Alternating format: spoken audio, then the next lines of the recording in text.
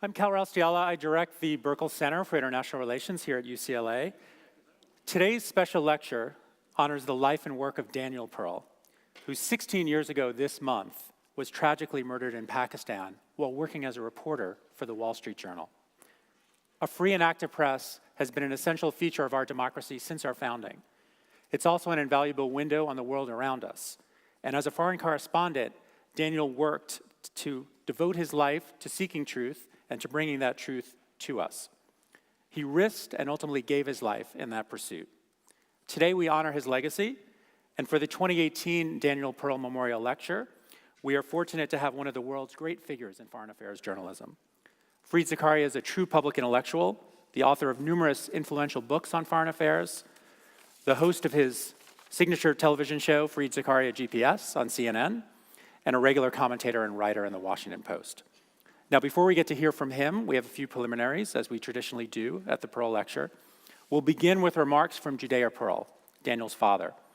Judea is president of the Daniel Pearl Foundation, as well as professor emeritus of computer science here at UCLA. In 2011, he received the Turing Award for his groundbreaking work on artificial intelligence. Following Judea Pearl, our partner, Rabbi Aaron Lerner of UCLA Hillel, will come and say a few words as well. I'll then introduce our special guest. He'll speak for about 20 minutes, and then he and I will sit down in those chairs to have a brief conversation, and we'll open it up to questions from all of you. We have handheld mics, so when we come to the question period, please wait for me to call on you, and please wait for the microphone. Now, please join me in inviting to the stage Judea Pearl. Thank you, Carl, for the kind introduction, and 1,000 thanks goes to our co-sponsors, the Burkle Center, especially to Alexandra Lieben and Sophia Rensch for making this event possible, for rescuing us from the cyber attacks and taking over the registration, which was a real chore this year. Thank you all for being here with us. I see family, friends, students, colleagues, and supporters of the foundation, and everybody here from the Los Angeles community for whom the annual Daniel Pearl Memorial Lecture has become a cultural landmark dedicated to shared values and shared aspiration.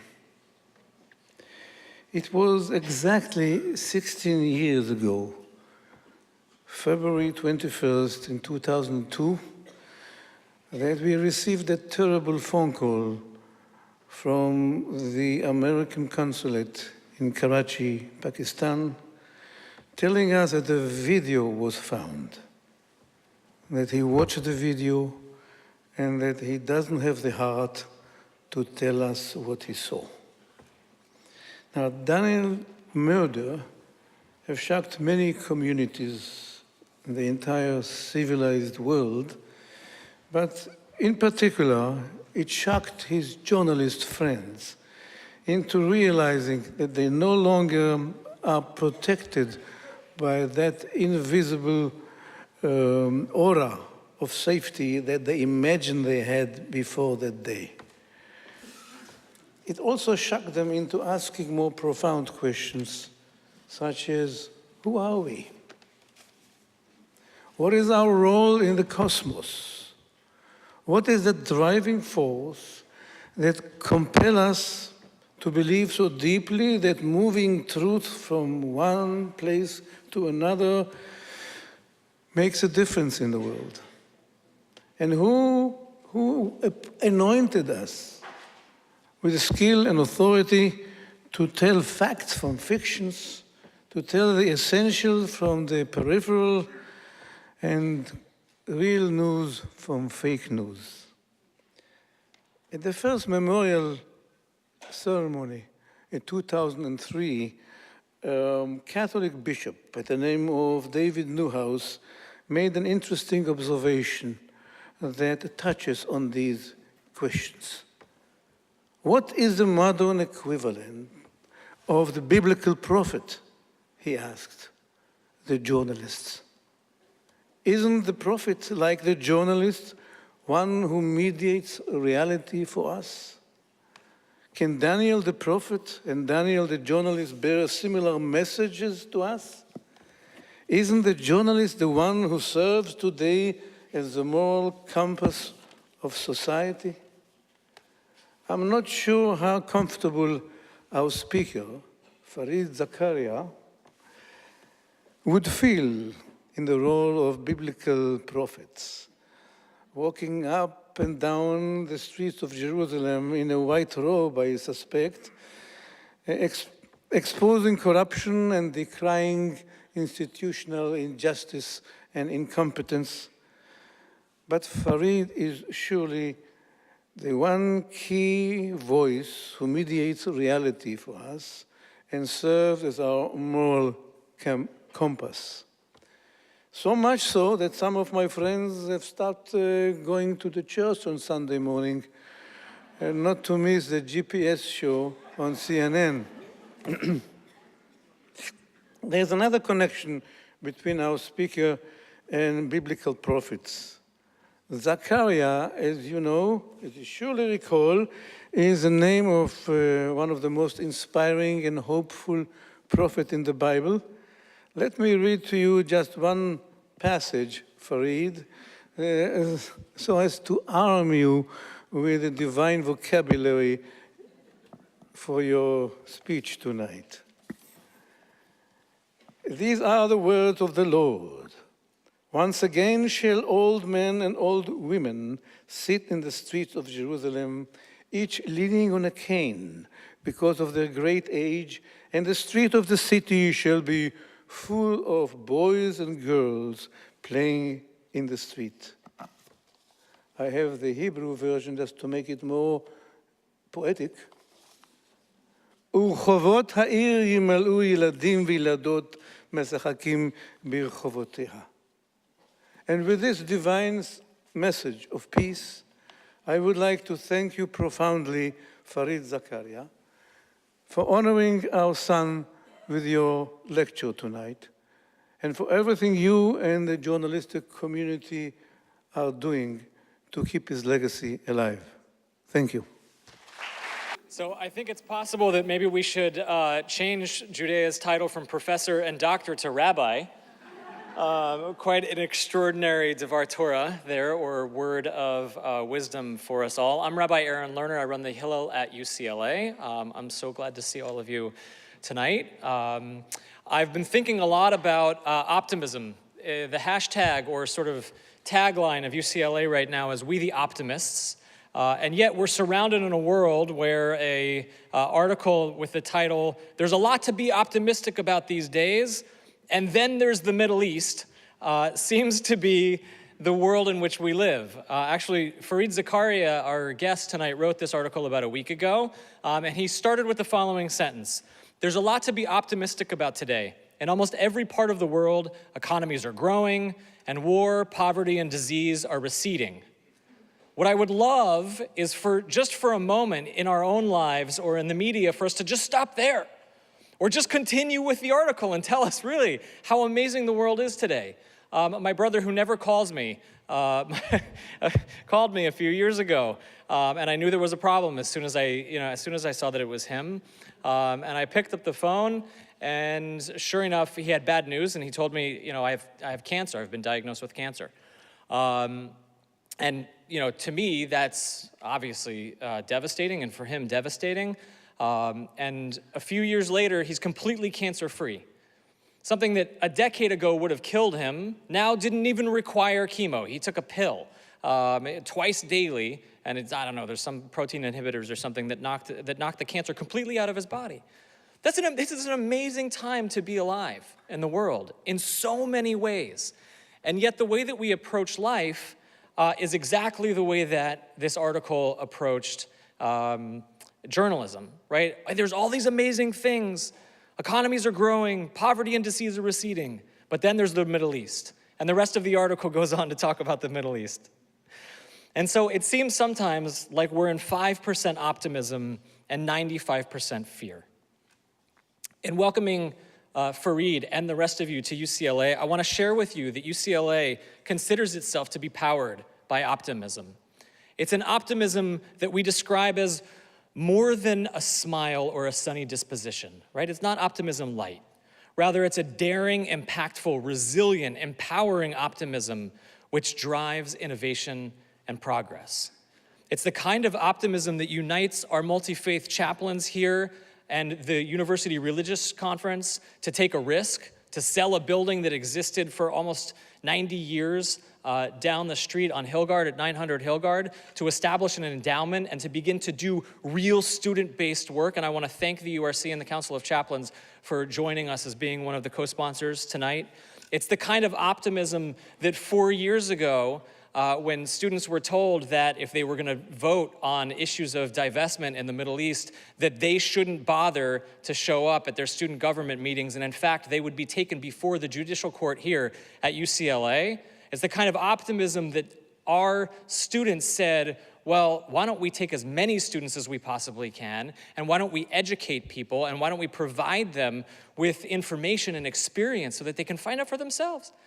And now, 4 years later, we've taken on 100 participants to Israel and to Area A of the Palestinian Authority to go and actually see for themselves and to experience it and to find out.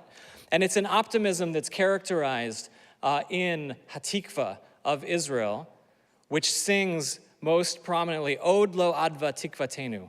Still, we the Jews have not lost our hope. Our tikva, our hope, is not lost. We've been singing it for 70 years, but the reality is that we as the Jewish people have been singing it for 3,500 years. So I don't know the content. I haven't seen the content of what's to be presented tonight. But I would encourage both our speaker and all of us to proceed through life reversing the 5% and the 95% rule. Going through life and saying, you know what? Wow, 95%, this is an amazing time to be alive. 95%, I've got kids who are healthy. 95%, I'm here at UCLA on a glorious evening. I'm full, I'm surrounded by friends. 95% that we're gonna live longer than any generation that's ever existed.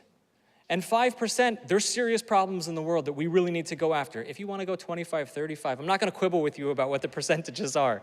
But nonetheless, I think that life is a gift. I think that living in this time is full of immense responsibility, but also immense power that we can experience through optimism. Thank you.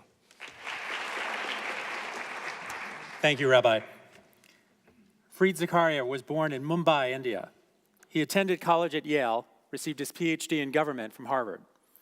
Fareed began his career as the managing editor of Foreign Affairs, the most influential and widely read journal of international politics in the world. In 2000, he left Foreign Affairs to join Newsweek as a regular columnist and editor. In 2008, CNN launched Fareed Zakaria's GPS, which continues to air weekly, and in 2012 won a Peabody Award. From 2010 to 2014, he was also editor-at-large of Time Inc. Fareed Zakaria is the author of several best-selling books, including From Wealth to Power, The Future of Freedom, The Post-American World, and most recently, In Defense of a Liberal Education. Among his many honors, he's won the Deadline Club Award for Best Columnist, a National Magazine Award, 2 Overseas Press Club Awards, and the Padma Bhushan Prize. Esquire magazine described him as the most influential foreign policy advisor of his generation. Please join me in welcoming to UCLA, Fareed Zakaria. Thank you.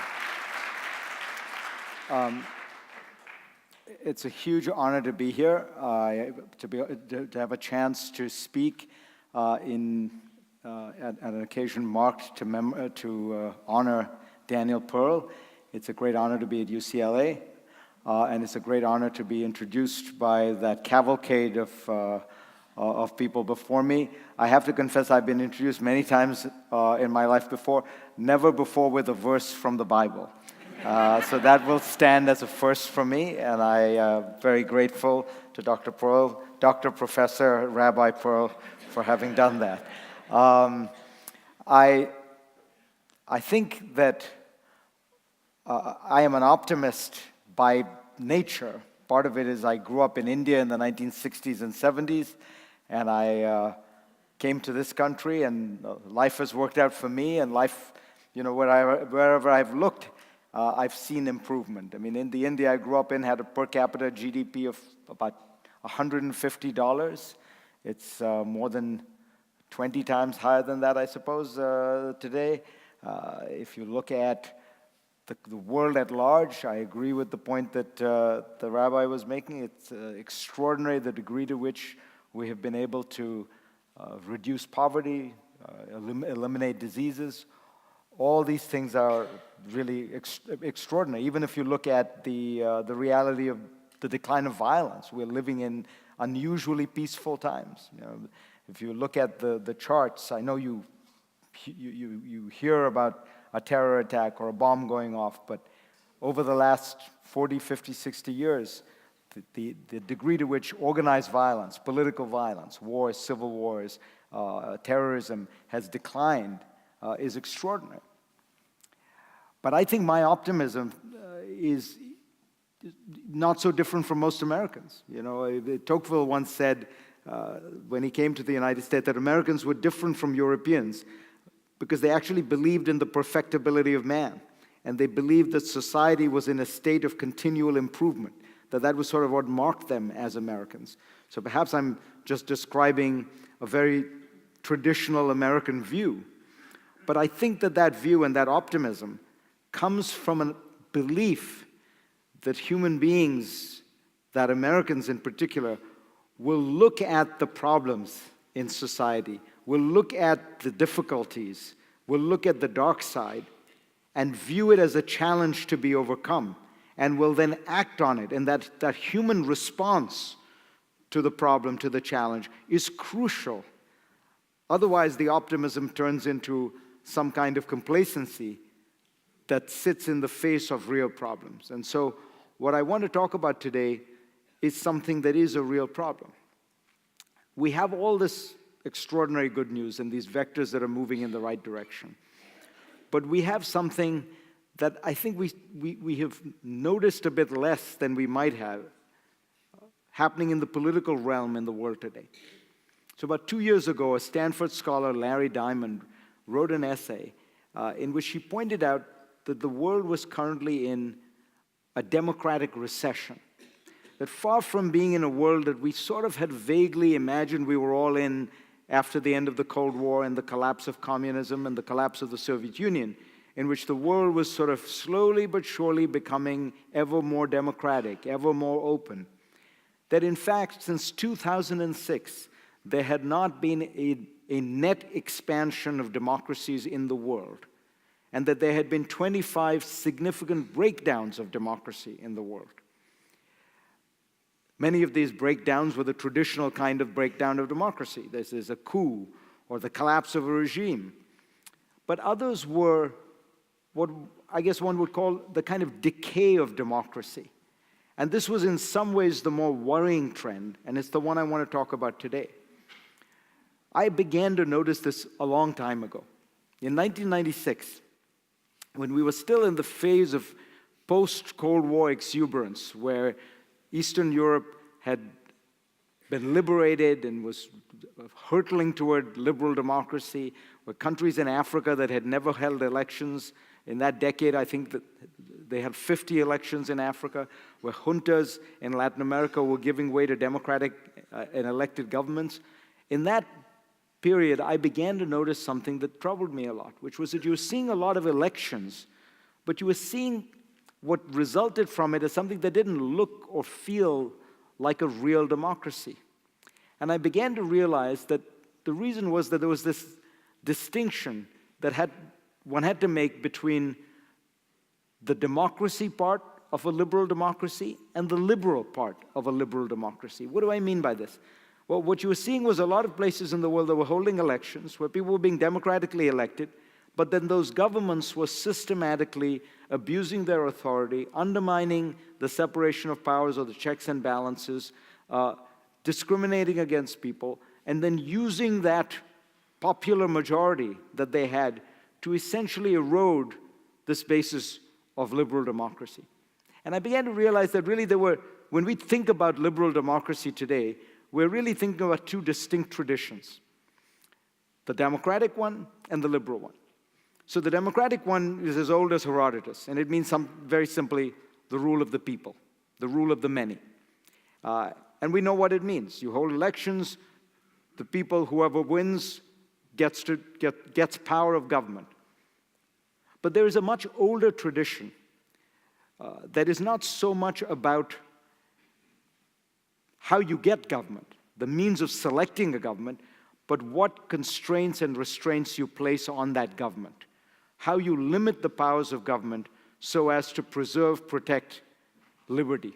And that's where the liberal part of the liberal tradition comes from. It doesn't mean liberal in the contemporary American sense. It means it from its Latin root, pertaining to liberty.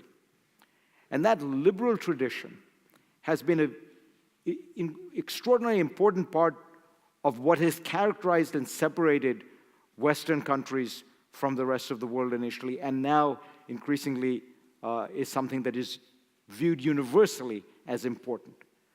I mean, it probably starts in its most codified form in 1215 in Runnymede, in a field outside close to Windsor Castle, when a group of barons and earls in England got together and forced King John, who was king at the time, to agree to certain limitations on royal power.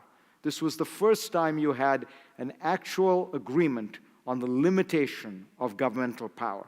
And this document, of course, Magna Carta, is seen rightly as the beginning of the protection and preservation of individual rights, individual liberty, and this distinctive form of Western government. And this process of in some way placing some checks and balances on governmental authority extends in an informal way throughout the 14th, 15th, 16th centuries, particularly in Britain. It's first codified, actually, in the United States in 1638, in the town of Hartford. The Fundamental Orders of Connecticut are written, which is the first actual constitution that sets out the limitations on governmental power. And then, of course, you get in 1789 the American Constitution, and since then, a whole host of others. It is that tradition. Now, in the Western world, these two have been very happily woven together, but we forget that historically and conceptually, they're quite distinct. One is about accumulating power, one is about dividing power. One is about, one has existed in some countries with no democracy. For example, Hong Kong was ruled for many years by the British and had an extraordinarily open, law-based system, and yet had no democracy. It was run by a British Governor General. And so what has happened now is this happy fusion between liberalism and democracy that we see in the Western world has not quite taken in many other parts of the world. And so what you're beginning to see is what I've described as illiberal democracy. And I began to see it in the 1990s, but at that point I could not have foreseen the extraordinary acceleration of this rise of illiberal democracy. So you look at a country like Russia. It is difficult to remember today that Russia in the 1990s had extraordinary independent political parties, political opposition, an independent press, even the beginnings of an independent judiciary. All of that has been wiped out as the Putin regime has consolidated power and been able to systematically weaken the independent judiciary or destroy it entirely, weaken the free press, destroy it, attack any kind of academic centers of opposition, and indeed take control of the entire economy. These are the crucial institutions that have been attacked in almost all these illiberal democracies. The judiciary, the independent bureaucracies, the free press, and eventually academia, and eventually the economy. And you see this process, and now we think of Russia and we think, well, they had a brief flirtation with democracy. Of course it was going to regress. But what about a place like Turkey? Turkey, the first time I visited, I was stunned and amazed to see a developing country, a Middle Eastern country, a Muslim country that was secular, democratic, law-abiding, had very strong judiciary, had a strong sense of the limitations of governmental power. All that has increasingly disappeared in the last 5 to 7 years in Turkey. Turkey today, a country that is formally a democracy, in which the ruler, the president of Turkey is extremely popular and has won 3 elections. Turkey is today the world's leading jailer of journalists. Think about that. The world's leading jailer of journalists today is a democracy. But now you'll think, well, Turkey, well, that's a, as I say, a non-Western country. It's sad, but it's to be expected. Well, what about countries like Hungary and Poland, where you are beginning to see the same results, sometimes achieved a little bit more in a somewhat more sophisticated manner, sometimes in very similar crude ways. But you have now in Hungary essentially the destruction of the free media. It has been done through a variety of ways. It has been done in some cases by forcing mergers, by withholding government ads. There's a famous example, for example, where one newspaper that had a huge circulation was denied advertising to give to a much smaller newspaper. The same thing happened in Poland, where Adam Michnik's newspaper, Gazeta, I forget exactly how to pronounce the name, but one of the largest anti-communist newspapers in Poland, which had, I think, a circulation of almost 200,000, was deprived of advertising, and that advertising was siphoned to a newspaper that had 10,000 circulation. In some cases, government-friendly oligarchs buy up these newspapers. In some cases, the government launches tax cases against the newspapers. And in almost all cases, by hook or by crook, the television media is intimidated, silenced, coerced, or shut down.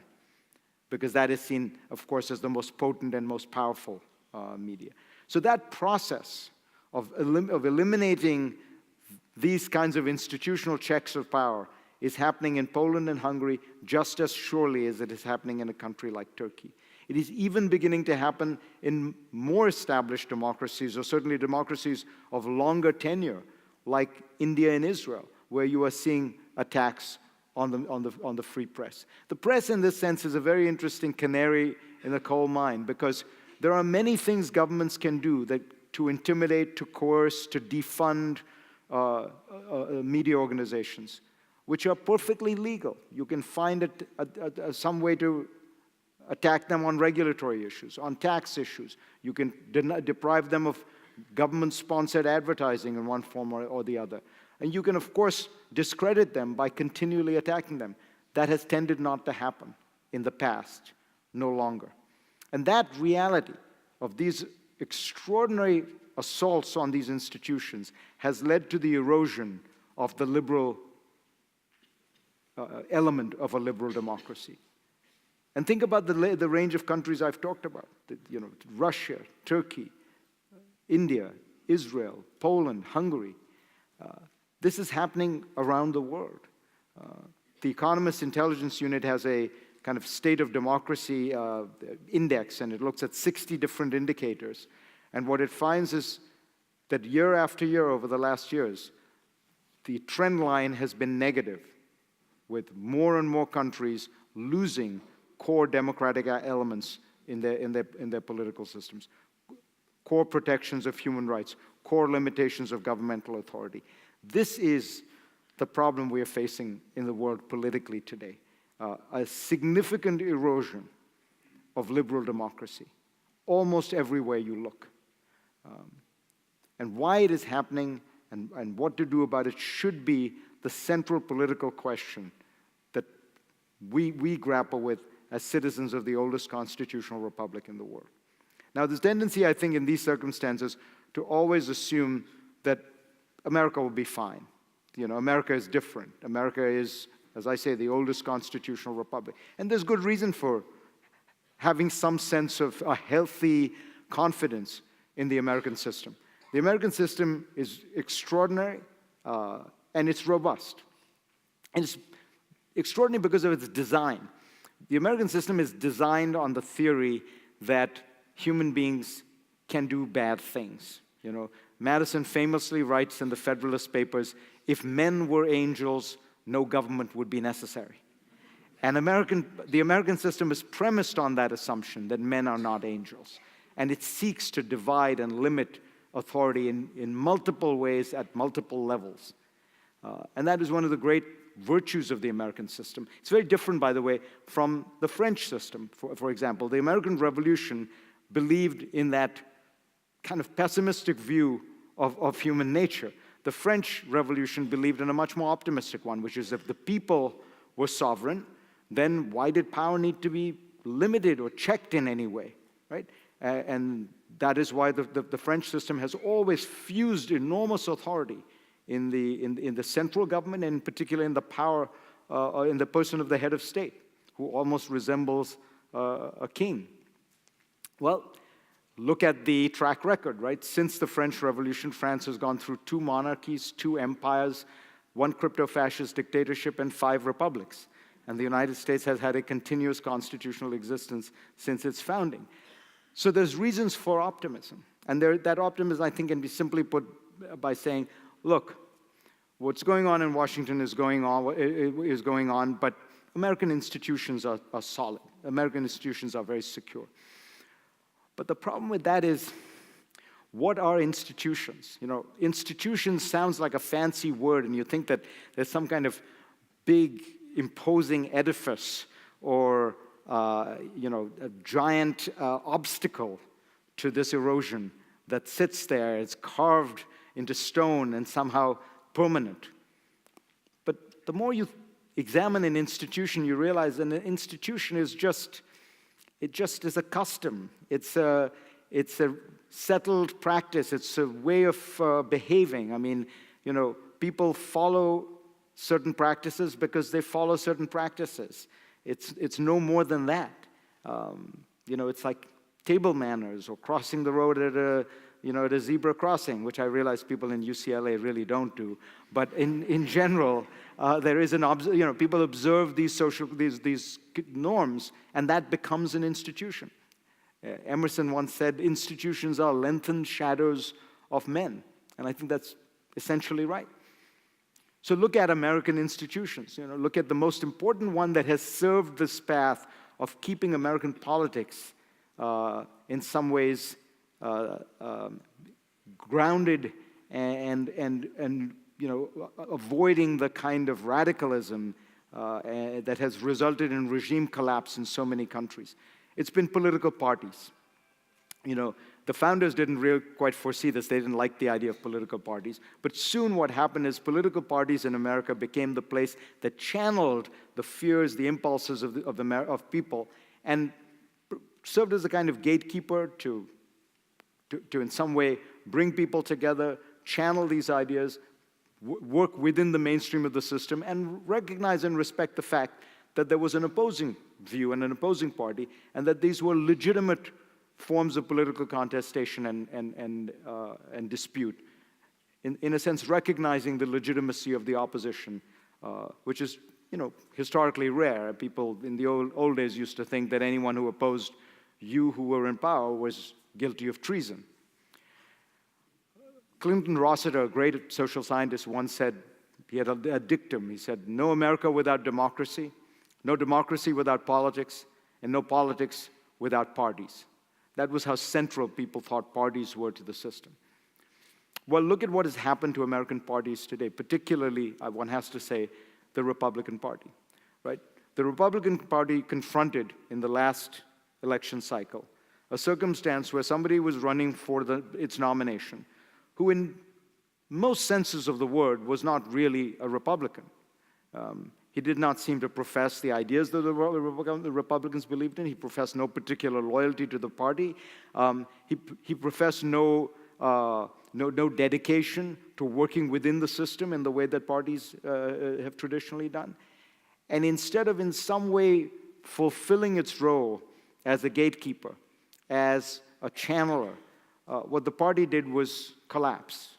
And in a sense allowed for a hostile takeover of the Republican Party, in some ways not particularly hostile. And this one very popular individual, Donald Trump, was able to transform the Republican Party into what has become really an instrument for Donald Trump. If you ask yourself, what are the Republican Party's views on free trade? Well, 2 years ago, you knew what they were. The Republican Party was vociferously in favor of free trade. Well, today, no, because Donald Trump is not. What were the Republican Party's views on immigration? We know what they used to be. We know the party's chief intellectual organ, the Wall Street Journal's editorial page, had once proposed and only once proposed a constitutional amendment. It only proposed one constitutional amendment, and it said that it would be 5 words: there shall be open borders. Yes, the conservative Wall Street Journal editorial page once proposed that there be essentially unlimited open immigration to the United States. Is it conceivable that any conservative intellectual organization would do that today? Right? This is the way in which you've seen this extraordinary reversal, but really collapse of what was meant to be one of the main gatekeepers of American democracy. And then if you look at what has happened in the other institutions that uphold American democracy, well, you look at the judiciary. It is holding up pretty well in the sense that there have been places where the administration has pushed, say, the travel ban, and they've been rebuffed. But remember, while this is happening, of course, the administration is on a ramped-up strategy to stack the courts with as many compliant judges as they can find. And so while what you are seeing right now might be heartening, and it is, just in the sense of the separation of powers, it is not entirely clear that this will persist over a long term. Look at what is happening with the bureaucracies. Well, again, you are seeing the FBI and the intelligence agencies assert their independence, which is important. But over time, the question is, will they be able to? And will other agencies that are not so high profile, that are not in the public eye, will they be able to withstand what is surely going to be an effort to put in place more and more politicized, more and more loyal people at almost every level? You look at what is happening with the free press. It's really an extraordinary circumstance where we have an administration and a president who are almost daily, in some way or the other, denigrating, demeaning the free press, talking about it in ways that delegitimize it, talking about ways in which it should be actually punished, changing libel laws, reining in the press, talking about ways in which there should be laws that punish journalists. And of course, actively talking even about ways to block journalistic platforms. I mean, I work for a company, CNN, where you have the reality that the President of the United States has publicly opined on the fact that a corporate merger should not take place because CNN is a small part of one of the companies involved. While, on the other hand, he has praised another merger, which was the Disney-Fox merger, because he thought that was a wonderful one because Rupert Murdoch supports Donald Trump. These are the kind of things you generally saw in Latin America, not in the United States. But we are living in a media atmosphere that looks like that. And then finally, look at the assault on academia, where in the most recent tax bill, there has been a systematic effort to, in some way or the other, punish universities and single them out among NGOs, by the way, many of whom have not been so punished, because what is clearly seen as a kind of, a war that Donald Trump particularly wants to wage on what he sees as intellectuals and the media and all these kind of fellow traveling members of what he sees as the permanent opposition. This is something he and Steve Bannon have often talked about. The media is the real opposition. Again, this feels to me like the kind of language you would hear out of a Putin, an Erdogan, and in fact it is. So for the last year and a half, you have seen extraordinary reality that authoritarian rulers around the world who have been jailing, punishing, abusing, or in some ways facilitating the killing of journalists have justified what they have said by quoting Donald Trump, by talking about fake news, by talking about the illegitimacy of the media, by talking about the fact that journalists are reprehensible and should be punished. This is a reality. This is something that has happened. I cannot think of a previous moment in history where authoritarian rulers around the world have quoted the President of the United States to support their authoritarian tactics. So when I think about whether the United States could go down this path, of course, fundamentally, I continue to be an optimist. I continue to be an optimist because the American system is extraordinarily well-designed and is extraordinarily vibrant and robust. I continue to be an optimist because I think that at the end of the day, these processes, these challenges produce a counter-reaction.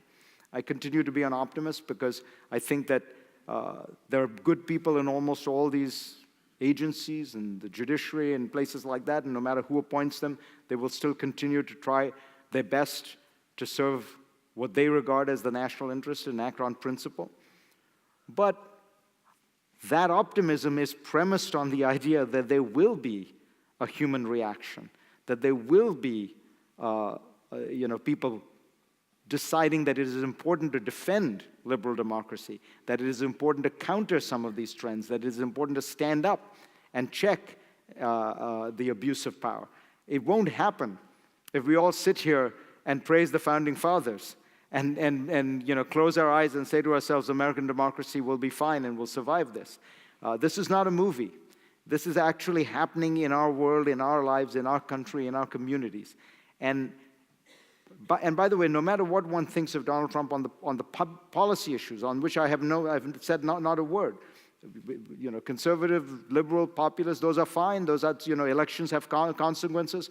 People should, people get the policies that the majority votes in. Or in this case, the Electoral College votes in. But that's fine. That's not what I'm talking about. What I'm talking about is the systematic erosion of the norms which make up the institutions, which make up the system that we cherish called American democracy. That's what I worry about. And when you think about what could happen, it's not going to be some cataclysmic coup. Of course not. What is going to happen is the next president will come in, and the next guy running for president, by the way, will say, I know I'm supposed to, I know there's this institutional understanding, this norm that I'm supposed to release my tax returns, but I've decided not to do it. Donald Trump doesn't do it.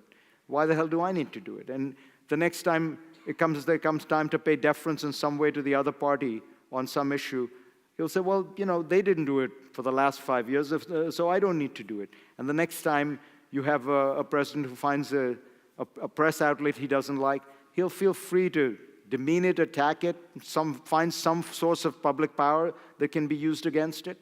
The next time he finds an FBI director he doesn't like, he'll fire him and say, well, look, Trump fired Comey. In other words, each of these institutions can just continue to be steadily undermined while we still live in, the great American democracy.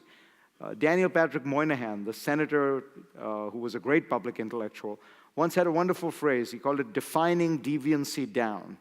And he talked about the way in which social norms were destroyed not by some cataclysmic blow, but by just slowly defining the standards lower and lower and lower. So we all got to accept a world in which it was a very different standard of behavior expected, and the institutions functioned at a much, much lower level.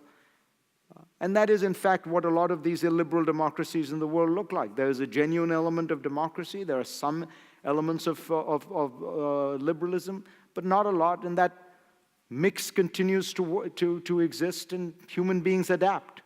And that's the fear I have. It's not some kind of dramatic end. Probably the best way to describe it would be one of my favorite poems, T.S. Eliot's The Hollow Men. Ends with this haunting lines, which I will use and paraphrase. This is how democracy ends. This is how democracy ends. This is how democracy ends, not with a bang, but with a whimper. Thank you all very much. Thank you. But I thought we could begin with some general foreign policy issues in the world today. Many of us, I'm sure, have been watching the Olympics. The world is focused on Korea, and North Korea continues to be a major issue for the United States and for the international community. Within Washington, many continue to think that there's some way that the nuclear program can be stopped or brought to a halt, at least. And I think many of us view that as perhaps fantastical and believe that the only way is to contain or deter North Korea as we have contained and deterred other nuclear nations. Do you agree with that, and do you think there's something that can be done in the near term, realistically, to bring that program to an end?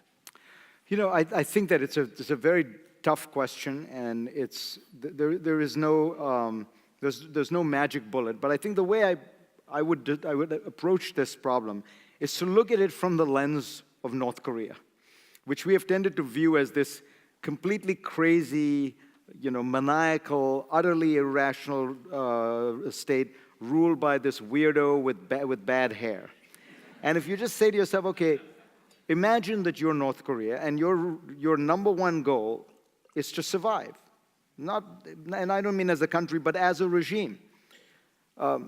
You're looking at a world in which you're a Soviet satellite state, and the Soviet Union collapses and goes away, and all your support goes away, right?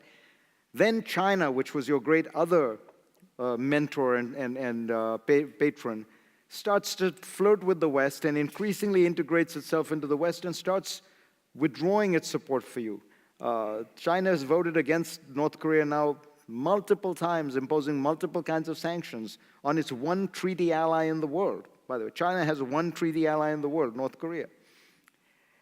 If you want to get a sense of the nature of the Chinese relationship, even at a personal level, the president of China, Xi Jinping, has met with the leader of South Korea, the president of South Korea, 10 times. He has met with the leader of North Korea, Kim Jong-un, never. Think about that, right? So you're looking at this world, and then you have the United States, the most powerful country in the history of the world, making absolutely clear it wants to destroy you. And in case it wasn't clear, when the United States was attacked by at 9/11 by 4 Egyptian and 16 Saudi terrorists, guess what it does? It announces the axis of evil in which it links Iran, Iraq, and North Korea as the 3 countries that had to be destroyed, or the regimes that had to be destroyed. So you'd be pretty nervous. You'd be worried about your existence. And so you would buy insurance. And in the world of international affairs, insurance is nuclear weapons. And so that is what North Korea has done. And it has done it pretty cleverly. It has done it fast. It has acquired a robust capacity. And clearly what it seems to me it wants is the ability to say to the United States in particular, and everybody, you can't get rid of us. So that leads me to think this is a pretty rational regime. Even if you look at the way they deal with the Chinese, it's very clever. They know that the Chinese will never pull the rug entirely from under them. So they have done things that have annoyed the hell out of the Chinese, but they know that ultimately the Chinese are scared that if they were to completely cut off the supplies of aid and fuel, essentially food and fuel to North Korea, the regime might collapse, the country might collapse, and then what do you end up with? Millions of refugees pouring into China, and a unified Korea on China's border with 30,000 American troops, a treaty alliance with the United States, and 15 nuclear weapons. Because, of course, the unified Korea would inherit the North's nuclear arsenal. They understand that China doesn't want that. So it strikes me they're playing a very clever game. They are not going to give up their nuclear weapons. The person who is being irrational in this circumstance right now is the United States, the country that's being... We need to recognize that reality, and we need to come to grips with the fact that just as deterrence has worked with Stalin's Russia, just as it worked with Mao's China, just as it worked with the Indians and Pakistanis, deterrence can work with the North Koreans, but we have to get into serious negotiations, get into a process of arms control, get into the kind of confidence-building measures that allow you to have some surety that these things aren't going to happen accidentally or in circumstances that nobody wants. And in order to do that, you have to, in some way, recognize that North Korea had legitimate security concerns for which it has created this deterrent. Look, people who think that they're going to go around, lobbying them all over the world, they know that if they were to do that, North Korea would be destroyed. If you believe anything I've just said, everything they have been doing has been to secure their survival and to secure their existence, and they're done very rationally and shrewdly and smartly. It seems of all countries, they have shown no desire to use it in a kind of impulsive and an uncalculated way. So I think we have to work on that assumption and move there. And eventually, the more you can get inspections, control, arms control, call it what, and you get them into a system, you could hope for an eventual scenario, like a Ukraine, where perhaps there was a unification on mutually acceptable terms, and the new Korea would recognize that there is no particular value to them having nuclear weapons. But I think that's the long game that we have to be playing for. Thank you. You mentioned treaty alliances. One of the signature features of U.S. power since 1945 has been our web of alliances. And what's striking about the Trump administration is it has denigrated those alliances in many instances, but it's also, and you've written about this, tried to withdraw, or has withdrawn, and in some cases tried to dismantle certain aspects of the international order as we've known it since 1945. So how dangerous is that, really? And have they been more bark than bite, in your view? In other words, has the talk exceeded the reality? And what are the risks, either way, for us and for the world in general? Yeah, the talk has certainly exceeded the reality. You know, Trump came in and you had this feeling that he was going to dismantle NATO and dismantle the World Trade Organization and, you know, in some way completely undermine the kind of liberal, open, rule-based system that the United States had created after World War II. Well, you know, as with Trump, as was pretty clear, most of what he says, he doesn't particularly believe in one way or the other. He's saying it because he thinks that that's what an audience wants to hear, and he's right, that there is that sentiment out there in the United States, particularly in his base. But he does believe in some things. Trade is probably one of them. Donald Trump has always been a protectionist. I mean, his first newspaper ad as a real estate developer in the 1980s was an attack on Japan because he thought it was going to take over the world and the United States was going to get screwed. You know, he doesn't seem to have noticed that none of that happened, that in fact all that ended up happening is Japan overpaid for a lot of pricey American real estate like Pebble Beach and Rockefeller Center, and the great Japanese menace, you know, went away. Japan has been in almost continuous recession for the last 25 years. But so the new one is, of course, now China and Mexico. That piece of it is, I think, both real and potentially quite damaging because the United States has really led by example. If the United States starts freelancing and engaging in this kind of bilateral deals, well, you know, the Chinese will do the same. The Chinese will be delighted to do that because they have always wanted bilateral deals because their view has always been, if we deal one-on-one with the Philippines, we're going to get a very good deal. But if we have to deal with the World Trade Organization with 150 countries or with the ASEAN, you know, the countries of Southeast Asia, well, then the balance of power is not as tilted in our favor. So the Chinese have always been happy with a mercantilist one-to-one relationship. It is the unique feature of the modern world economy that the most powerful country in it, the United States, chose to adopt a more rules-based system, one in which it, in a sense, diluted this extraordinary power it has, which is why it allowed for the flourishing of others. So that's the part I worry about the most. You know, and my general rule with Trump is I think much of this can be rectified, much of it can be reversed. 2 terms will be hard, because by then the world starts moving on and the Chinese start moving forward. And you're already seeing some of that. You know, the world we're living in is one where the United States is withdrawing from its active leadership role in maintaining this system. The Europeans, which are the other great liberal power that could stabilize the system, are too internally obsessed and consumed by their own problems, and so they are essentially inactive on the world stage. And then you have lots of minor powers, many of which are thoroughly illiberal, you know, like Iran and Saudi Arabia and Russia, that are trying to get more active, and a China that is weighing and watching. Now, that's the world we're in. The longer we wait, the longer we stay out of the game, the more the Chinas, the Russias, the Irans, and the Saudi Arabias will get active, and that activism then becomes the new norm, and that becomes the new system. Let's continue that on China.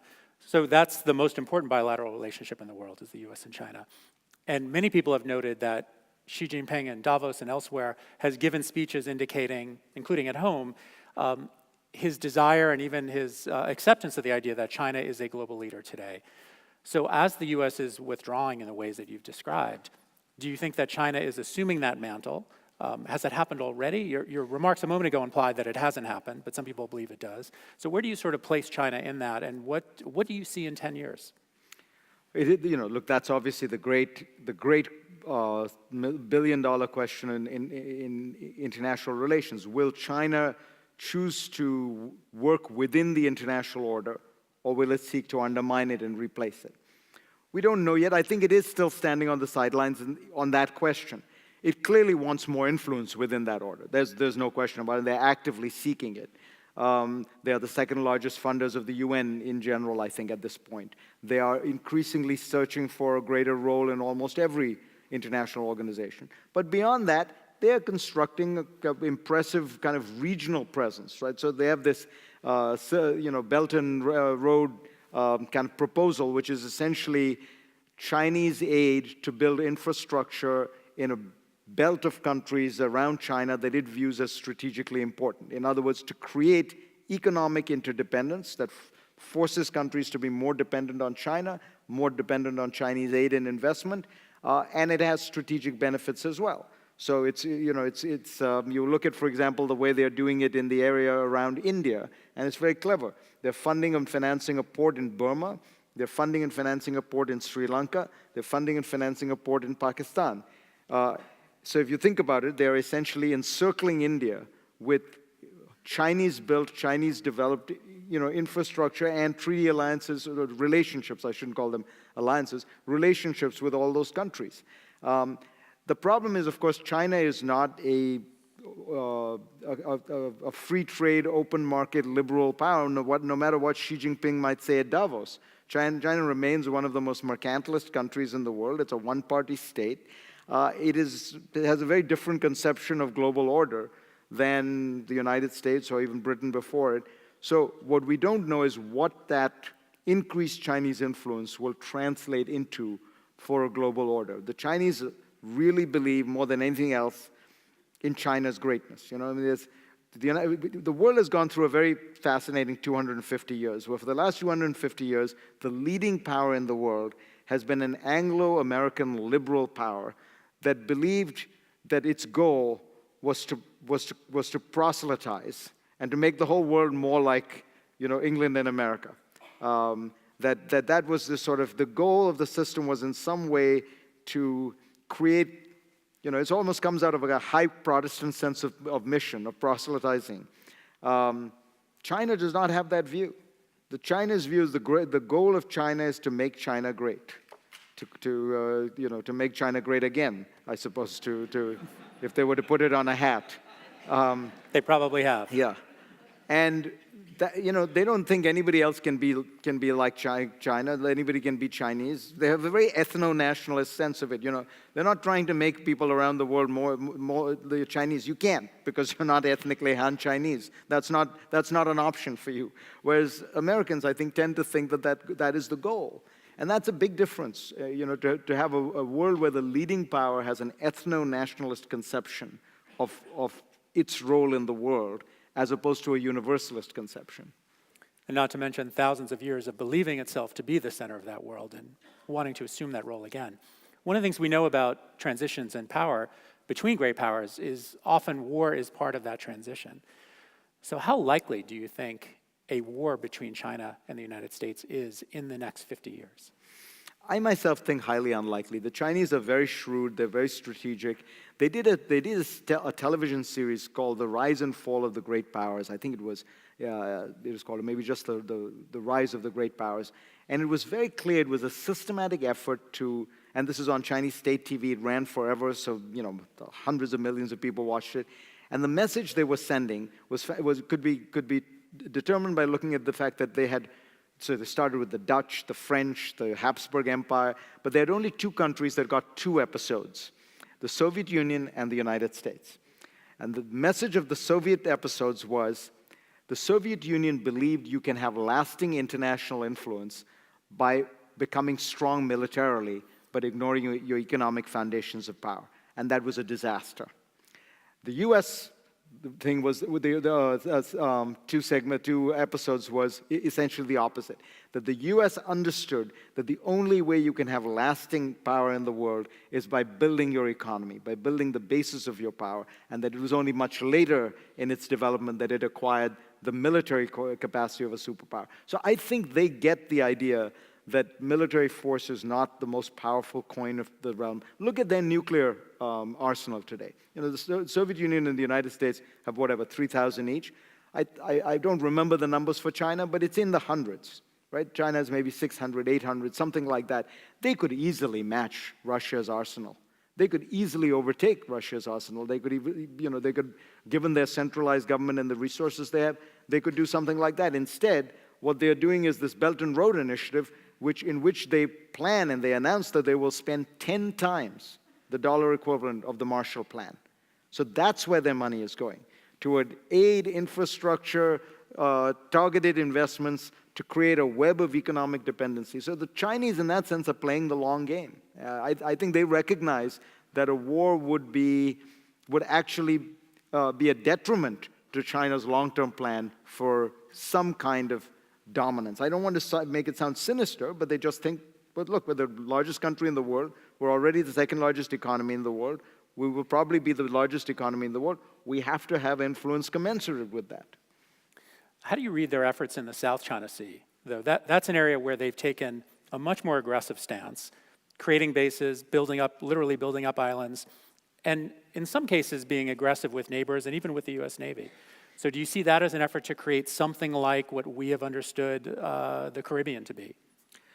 Yeah, look, I think we tend to have a slightly short, Americans can never put themselves in other people's shoes. It's very difficult for us. So the United States announced the Monroe Doctrine when the United States wasn't even one of the 10 richest countries in the world, right? And we said the entire Western Hemisphere is ours. And the only reason it worked, by the way, was because we were piggybacking off the British Navy, which was keeping the French out. The Chinese have essentially defined by de facto a kind of Monroe Doctrine in the South China Sea after they're the second richest country in the world, and this is sort of their backyard. Now, I'm not justifying it, and I think that the United States should push back because we believe in freedom of navigation and we believe in open trade routes, and it's important to try to maintain that and to make sure that nothing the Chinese do close that off. But, let's take a breather. This is not like, this is not like the Sudetenland or something like that. This is a very large country that is trying to assert a certain amount of naval dominance. And if you look at China's naval force, it clearly is designed for that kind of regional dominance. Look, the United States has, 11 aircraft carriers. China has 2, one of which is a retrofitted Ukrainian, one which I wouldn't go to war using that one if I were them. And, and the other one is sort of in the works. So again, this is a country that is doing fantastically on other dimensions. They're leading the world in high-speed rail. They're leading the world in solar energy. If they wanted to lead the world in aircraft carriers, they would be able to. They are making a conscious decision to emphasize economic power and not military power. Let me ask a final question before we open it up. We haven't talked about Russia. One of the striking things about Russia, and I'm going to connect this to the cyber conflict question generally, is I think for many years, I remember years ago we had Leon Panetta here, I think for this very lecture, talked about the idea of a cyber Pearl Harbor. People have been afraid about an attack on the power grid, things of that nature. What the last couple of years seem to have shown is that the real risk is disinformation campaigns and the ability to undermine a political process, including our own, and we're unearthing that process right now. So do you see that as a continuing risk for the United States, but also for the sort of things you discussed in your remarks? So the increasing move to authoritarianism around the world. Is this adding to that? And again, where do you see that going over the next few years? There are 2 different elements to the question, I think, one of which is Russia and one of which is cyber, and I think they're both important. The Russian part that is important is the basic problem is Russia has now become a kind of spoiler state. It is probably the only major country in the world right now that really seems intent on eroding, if not destroying, the international system as it exists, and that's partly because Russia is in some ways a dissatisfied power. It feels as though it kind of gave up too much in the surrender at the end of the Cold War. Think about it. Russia gave up not just the Soviet Empire, but large parts of the Russian Empire, including Ukraine. Including parts of the old Russian Empire that had been part of it. They've been part of theirs for 200 years, and so that reality, that sense of loss, is partly what fuels this Russian nationalism that Putin so powerfully embodies. Part of it is that Russia benefits, to put it crudely, Russia benefits from global instability. Russia is an oil-producing country, right? Russia's entire economy is essentially a natural resources economy, which means in moments of crisis, oil prices go up, Russia does well. So it alone among the major powers in the world does not have an incentive in stability. It actually has an incentive for instability. So that's a very tricky problem that we are going to have to live with for a while. The second is cyber. And on this one, I think it's just, there are some problems that right now don't seem to have very good solutions. Cyber is a very difficult problem to deal with because of it's impossible to detect. The thing about people sometimes say, well, we had nuclear weapons and then we ended up with arms control and negotiations and things stabilized. Why don't we do that with cyber? Why don't the countries of the world get together? Well, here's the problem. The next cyber attack, you don't know where it's coming from, right? I mean, it certainly doesn't help when the President of the United States says, oh, I don't know if it was Russia, it could have been China, it could have been a 400-pound guy. By the way, why one would think overweight people are good at cyber is something I never quite understood that. But, all the geeks I've seen tend to be quite thin. But